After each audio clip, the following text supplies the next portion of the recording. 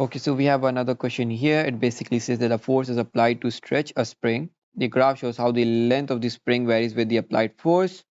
Your applied force is your F, and your length of spring is basically, in other words, extension, which is delta X. Which of the following gives the stiffness of spring?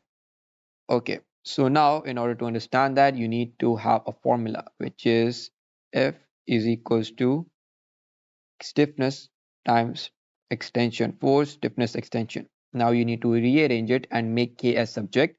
So your K is equals to F by delta X, right? Now, if you see the graph here, right?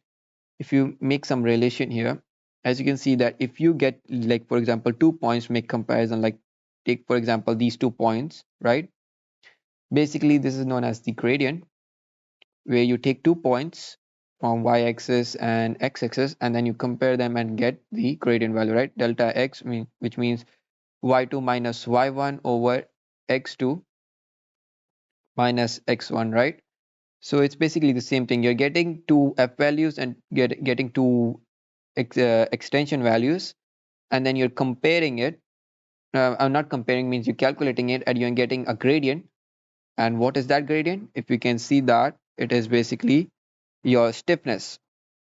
So in other words, we can say that stiffness is basically your gradient, right? So let's see the options. Okay, the area, option A says the area between the graph and the x-axis, and it's basically this, which is incorrect. As we have learned, the slope or the line gives us the gradient, and that gradient is stiffness. So your option B says that the area between the graph and the y-axis, which is this is also incorrect. The gradient of the graph, which is correct. So your option C is correct. Option D is also incorrect because it says the 1 by of the gradient of the graph. So it's not actually correct. So your final answer is C.